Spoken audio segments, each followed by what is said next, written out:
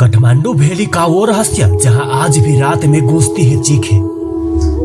काठमांडू नेपाल का राजधानी, एक ऐसा जगह जहां मंदिर है, इतिहास है, पर उसके नीचे दफन है ऐसा रहस्य जिन्हें जानकर रूह कांप जाएंगे। कहते हैं ना, जहां ज्यादा भक्ति होती है वहां कुछ अदृश्य शक्तियां भी बसती है।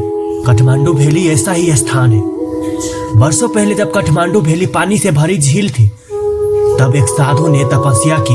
कहा जाता है भगवान मंजूश्री ने अपनी तलवार से इस झील को काट कर बाहर निकला और तब बनी ये पूरी घाटी।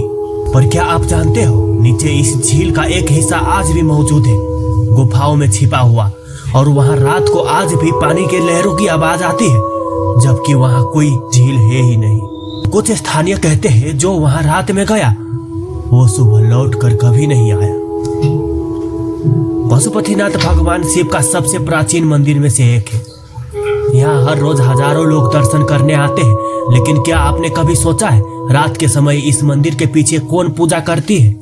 मंदिर के पुजारी कहते हैं हर पूर्णिमा की रात नदी के उस पार एक छाया बैठती है। वो किसी मनुष्य की नहीं लगती, वो सिर्फ मंत्र पढ़ती है और फिर धीरे धीरे गायब हो जाती है। कुछ लोग मानते हैं वो कैलाश से आई शिवगण आत्मा है जो हर पूर्णिमा को आती है, पर कुछ का कहना है वो श्रापित आत्मा है जो मोक्ष पाने आई थी और अधूरी रह गई।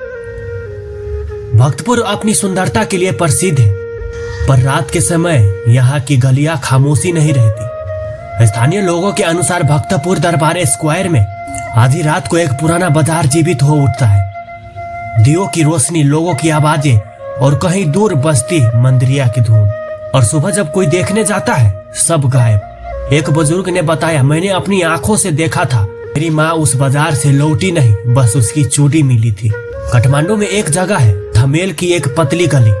कहा जाता है वहाँ एक महिला की आत्मा रहती है जिसने प्रेम में धोखा खाया और जलकर मर गई। जो कोई उस गली से हंसते हुए गुजरते हैं उसे रात में वो स्त्री हंसते हुए दिखाती है। ठीक वैसे ही हंसी के साथ। बहुत से युवाओं ने बताया, हमने सिर्फ मजाक में आवाज लगाई थी और फिर हमारे फोन में उसकी तस्वीर अपने आप कैद हो गई। कहा जाता है हनुमान ढोका महल के एक गुप्त दरवाजा है जो सिर्फ साल में एक बार खुलता है, वो भी तब राज दरबार के पुराने संतों का वार्षिक पूजा होती है।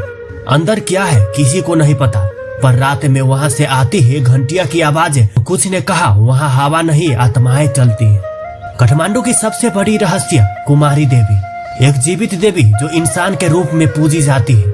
क्या कोई जानता है कि जब एक कुमारी बड़ी हो जाती है तो क्या होता है उसके साथ? पुरानी कथाएं कहती है जो लड़की देवी बन चुकी है वो कभी सामान्य नहीं रह पाती। कहा जाता है कुछ पूर्व कुमारी आज भी सपनों में वही महल दिखाती है, वही आवाजें सुनती है। काठमांडू के बाहरी इलाकों में एक पुराना तालाब है, रक्त कुंड। कहा जाता है यह कभी युद्ध के समय सैनिकों का स्नान स्थल था, और एक बार जब हजारों सैनिक मारे गए उनका खून उसी पानी में मिल गया। तब से हर वर्ष दशई के समय उस तालाब से हल्की लाल रोशनी उठती है और हवा में लोहे जैसी गंध फैल जाती है। वैज्ञानिक कुछ नहीं कह पाते, पर स्थानीयों की कहना है ये उस खून की आत्मा है जो न्याय मांग रही है। पुराने शाही परिवार के माहौल में आज भी कई कमरे बंद है। एक इतिहासकार ने कोशिश की थी अंदर जाने की, लेकिन जैसे ही वो दरवाजे के पास पहुंचा उसे किसी ने धक्का दिया। वो नीचे गिरा और कहा वहां कोई नहीं था, पर किसी की सांसें जरूर थी।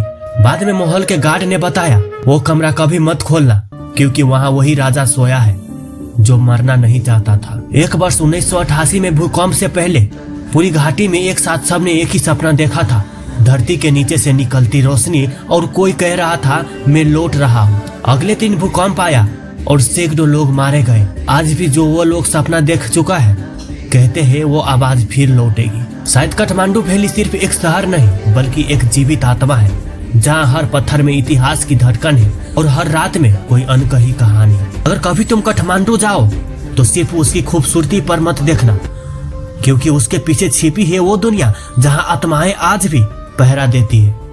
काठमांडू वैली जहाँ हर कोना बोलता है, पर सिर्फ वही सुन पाता है जिसके भीतर सन्नाटा होता है। और दोस्तों ये था काठमांडू वैली का रहस्य कथा। अगर ये वीडियो आपको अच्छा लगा होगा तो वीडियो को लाइक शेयर करके मेरे पेज को फॉलो करना मत भूलिएगा। और अगले वीडियो कौन सा गांव, कौन सा शहर और कौन से मंदिर पे बनाओ कमेंट में लिखना मत भूलिएगा। तो मिलते हैं नेक्स्ट वीडियो में। तो आज के लिए बाय।